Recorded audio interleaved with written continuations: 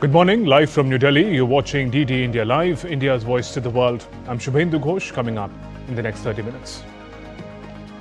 After a series of denials, Pakistan Prime Minister Sharif admits India's missiles hit Noor Khan Airbase and other key locations on May 10th.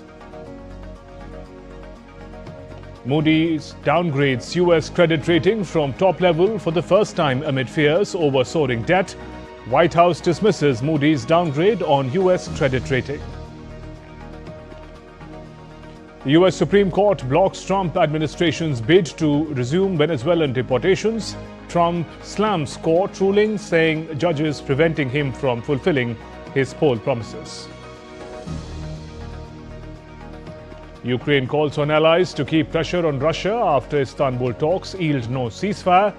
European leaders seek united front with US President on ending the conflict in Ukraine.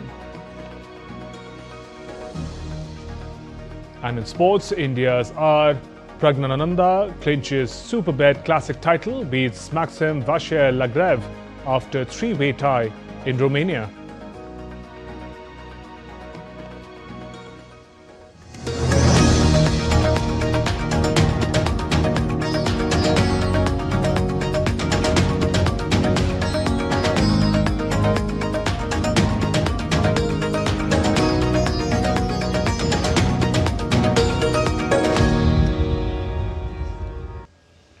Pakistan's Prime Minister Shehbaz Sharif admitted that India's ballistic missiles hit Noor Khan Airbase and other sites on May 10th.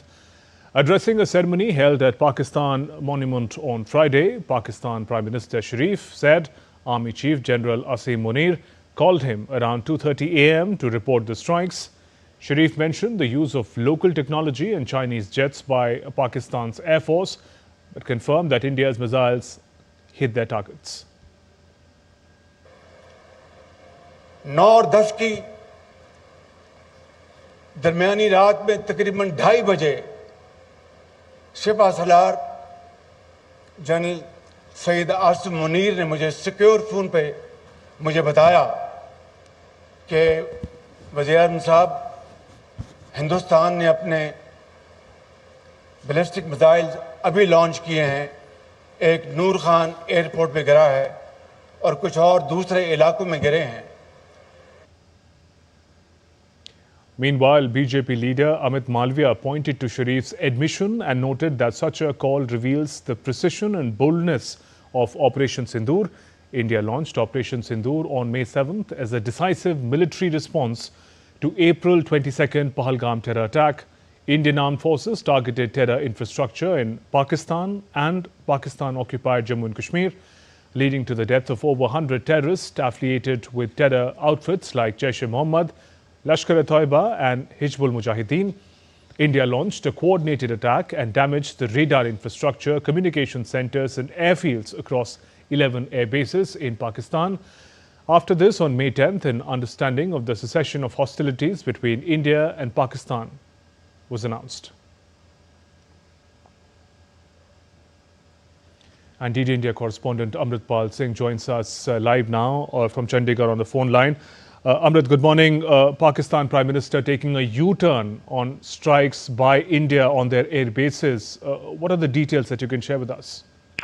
Prime Minister Shehbaz Sharif was, addressing his domestic audience where he said that General Munir had called him on a secure line and said that the Indians had hit the airbase Noor Khan.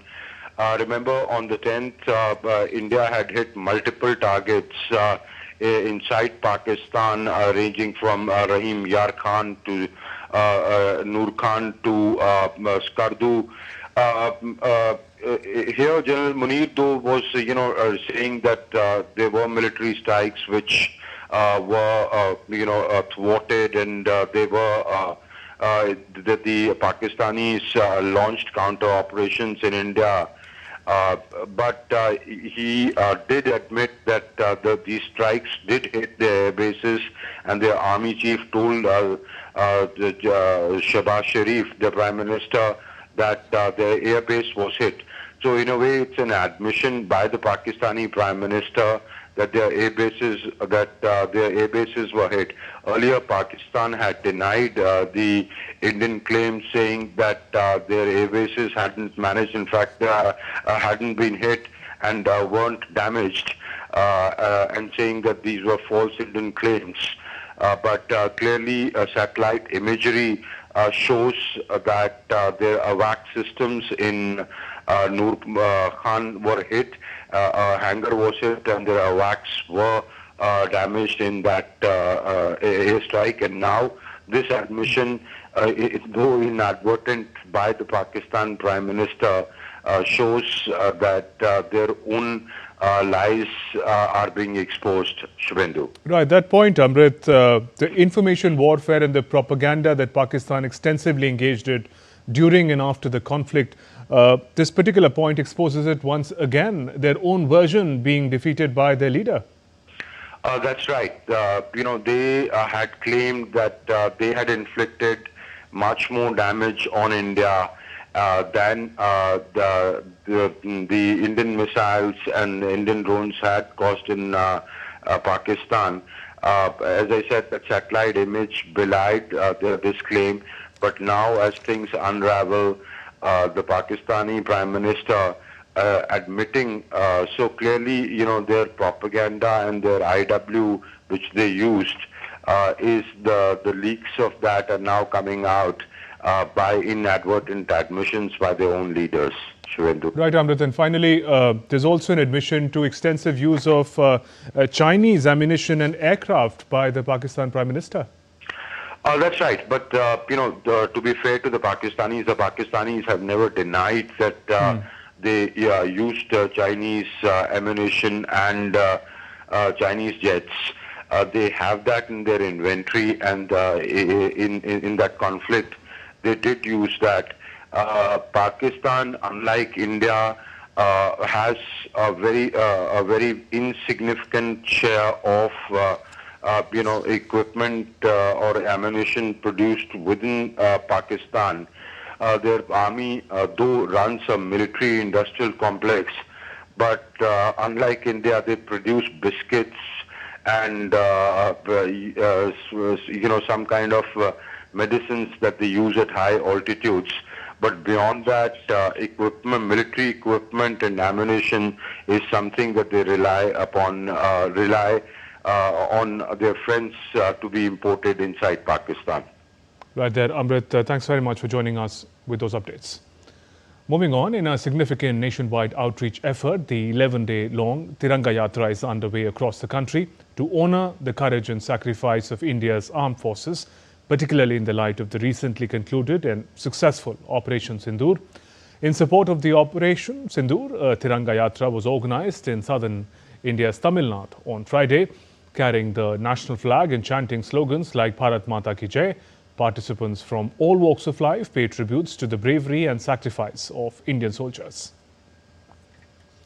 In a powerful display of patriotism and solidarity, the northeastern state of Sikkim witnessed a grand Tiranga Yatra on Friday in Gangtok in honor of the Indian Armed Forces, who successfully executed Operation Sindoor in response to the terrorist attack in Pahalgam, Kashmir.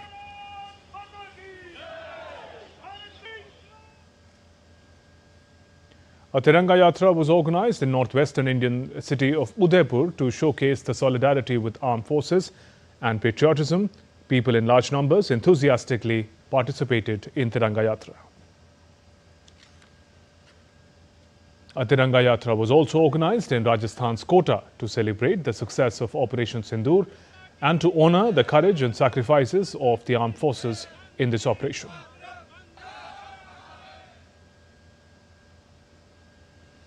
In Uttar Pradesh, over 250 years old, Raza Library in Rampur decorated with tricolour to honour soldiers' bravery.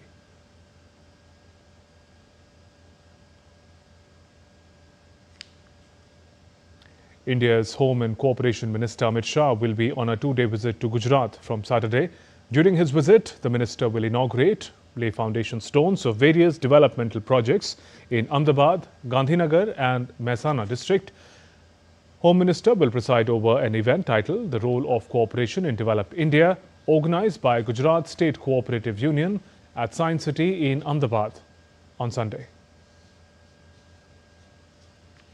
India's Environment Minister Bhupendra Yadav is on an official visit to Nepal for the first Sagarmatha Samvad hosted by the government of Nepal, focusing on climate, mountains and humanity. Minister Yadav met Nepal's Environment Minister on Friday, reviewing bilateral and regional environmental initiatives and exploring further cooperation. On the sidelines of Sagarmatha Samvad 2025, India's Environment Minister met Nepal's Foreign Minister Dr. Arzu Rana Diobe to discuss strengthening bilateral environmental cooperation. The minister also called on Prime Minister of Nepal, KP Sharma Oli. Both leaders noted the close and friendly relations between India and Nepal, which are deeply rooted in historical, cultural, civilizational and people-to-people ties. Some global updates now. The United States lost its last AAA credit rating from a major agency on Friday as Moody's announced a downgrade to AA1. It cited rising debt and interest payments that outpaced those of similarly rated sovereigns. The move marks end of an era as Moody's was the last major agency to maintain a AAA rating for American sovereign debt. Moody's warned it expects federal deficit to widen to almost 9% of economic output by 2035, up from 6.4% last year. As a result, it expects the federal debt burden to increase to about 134% of GDP by 2035. Moody's decision to downgrade the United States from its top credit rating mirrors similar decisions from two other major U.S. ratings agencies, S&P and Fitch. Since his return to the White House on January 20th, President Donald Trump has pledged to balance the U.S. budget, while his Treasury Secretary, Scott Bessent, has repeatedly said the current administration aims to lower American government funding costs. The administration's mix of revenue-generating tariffs and spending cuts through Elon Musk's Department of Government Efficiency has highlighted a keen awareness of the risks posed by mounting government debt, which, if unchecked, could trigger a bond market rout and hinder the administration's ability to pursue its agenda. The downgrade came as the tax bill failed to clear a key procedural hurdle on Friday as hardline Republicans demanding deeper spending cuts blocked the measure in a rare political setback for a Republican president in the Congress. Still to come on this edition of TD India Live. US President Donald Trump officially recognizes month of May as Jewish American Heritage Month. Neeraj Chopra breaches 90-meter barrier in javelin. Cannes Film Market, one of the world's largest and most prestigious marketplaces for cinema.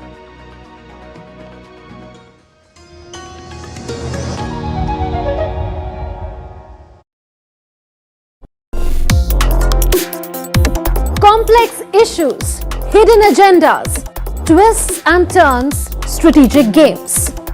We think all dots are linked, we just need to connect them. Join me every week as I connect the dots to unravel hidden designs in statecraft, mysteries and decode issues that matter to you. Watch Connecting the Dots with me at these times on DD India.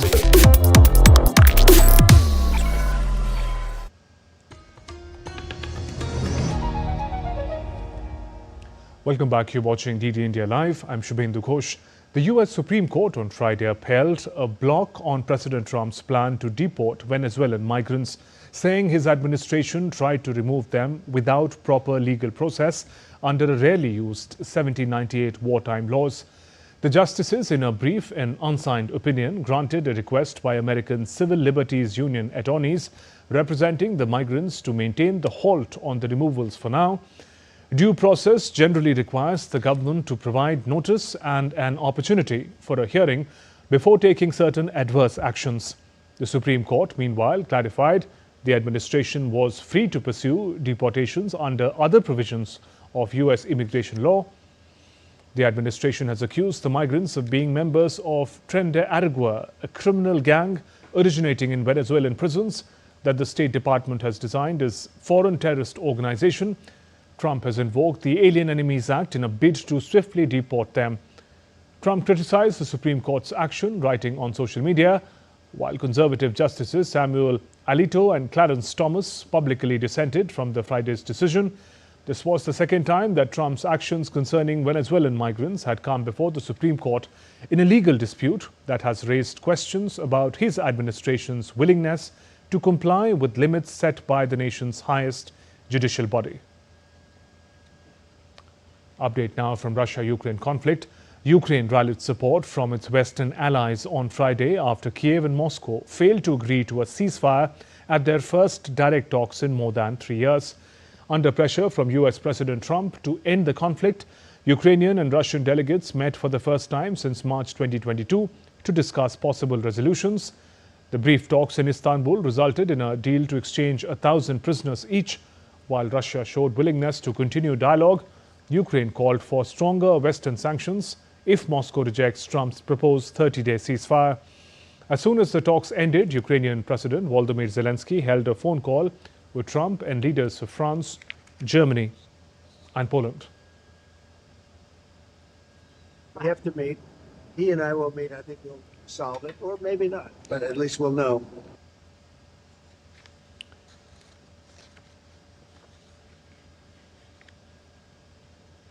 This was Trump on Friday stated that he needs to meet Russian President Vladimir Putin regarding the situation in Ukraine. Ukrainians expressed relief and hope after Russia and Ukraine agreed to a prisoner exchange. While the prisoner swap marked a positive step, many Ukrainians are cautiously optimistic, hoping it could lead to more substantial negotiations.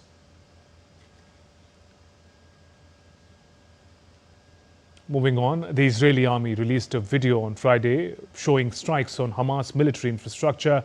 The IDF, in a post on social media platform X, said that IDF has begun conducting extensive strikes and mobilizing troops to achieve operational control in areas of Gaza over the past day. This is part of preparations to expand operations and fulfill the objectives of the war, including the release of hostages and dismantling of the Hamas terrorist organization. IDF troops will continue to operate in order to protect Israeli civilians and achieve the objectives of the war. Israel launched airstrikes on Houthi-controlled ports in Yemen on Friday, claiming to have severely damaged key infrastructure. The Israeli defense minister vowed to pursue and eliminate the group's leader, Abdul Malik al-Houthi. The Houthi-run Al-Masira TV reported that Israel targeted Yemen's Red Sea ports of Hodeidah and Salif. The attack appears to be in response to the militant group's missile launches against Israel. Our pilots have now successfully attacked 2 Houthi terror havens again, and this is just the continuation, and there will be more to come. We are not willing to sit on the sideline and let the Houthi harm us. We will harm much more of them, including their leadership, including all the infrastructure that allow them to harm us. In a proclamation released on Friday, US President Donald Trump has officially recognized the month of May as Jewish American Heritage Month. The proclamation pays homage to the enduring legacy of Jewish Americans. Trump invoked President George Washington's 1790 letter to Hebrew congregation of Newport, Rhode Island, reaffirming the nation's commitment to religious freedom and safety for all citizens. However, the proclamation also addressed the alarming rise in anti-Semitism following October 7, 2023 attacks on Israel. The administration has pledged to confront anti-Semitism in all its forms, reaffirming support for the State of Israel. The proclamation underscores the commitment to ensure that Jewish Americans can live without fear, continuing to contribute to the nation's rich tapestry. A very happy Jewish Heritage Month. This May we celebrate the incredible contributions that the Jewish citizens have made to our country, and they are many. Since all the way back before our nation's founding, Jewish citizens have been part of this fabric of this wonderful American republic. Over the generations, they've become many of our greatest scientists, doctors, artists, jurists, and certainly business people, including Albert Einstein, George Gershwin, Henry Kissinger, Milton Friedman, and so many others. America is the home of the largest Jewish population outside of Israel by far, and we will always defend our people and our religious believers. In a significant breakthrough, the US has approved its first blood test for Alzheimer's, offering hope for earlier diagnosis and intervention. Developed by Ferrebio Diagnostics, the test measures the ratio of two proteins linked to amyloid plaques, a key indicator of Alzheimer's. Until now, these plaques could only be detected via costly and invasive brain scans or spinal taps. US Food and Drug Administration Commissioner Marty McCary emphasized the urgency, noting that 10% of Americans over 65 are affected, a number expected to double by 2050. Experts believe early detection may help patients benefit more. While not a cure, the blood test could provide families precious time and clarity. The FDA has authorized the test for clinical use in patients showing signs of cognitive decline.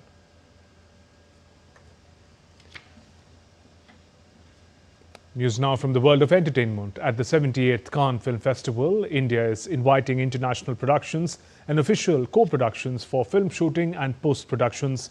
Special sessions were conducted for foreign film delegation. DD India's Jaya Sinha brings us more.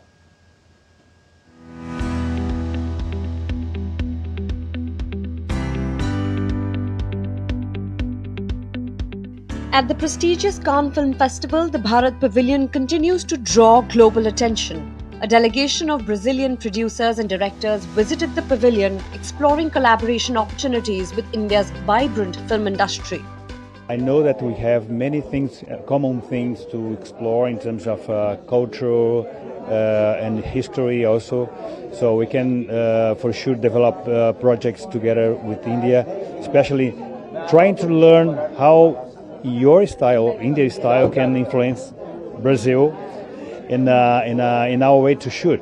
You know, because you have a kind of very musical way to work, which is good for us. I traveled to 5 different cities, and it was the most life-changing, incredible experience I've ever had. Just the people, the food, the energy, and there was just, India is really the microcosmos of the world, and I think that would make a beautiful, beautiful film. The pavilion is showcasing the country as a premier destination for shooting and film production. From its diverse landscapes to world-class post-production facilities, India offers unmatched cinematic possibilities. I think it's an amazing meeting, and I hope it could be more in other editions. Ministry of Information and Broadcasting, Government of India has launched incentive schemes for international productions in India for live shoots as well as for animation, post-production and visual effects services, and for official co-productions with foreign countries. Especially for countries like Brazil, they themselves are very rich in culture and finances, and Brazil is a very good ally for India, and it's very good if we do collaborate. These panels are going to really help people and the co-production and the filmmakers to understand in terms of every logistics, in terms of funding, in terms of clearances, in terms of one window. It's not rocket science anymore. There will be people to help you. Single window clearance, cashback incentives up to 40%. Audiovisual co-production agreement with at least 16 countries. At the crossroad of creativity and global partnership, India is definitely shining bright. With camera person Sumit, this is Jaya Sinha reporting for DD India from Cannes.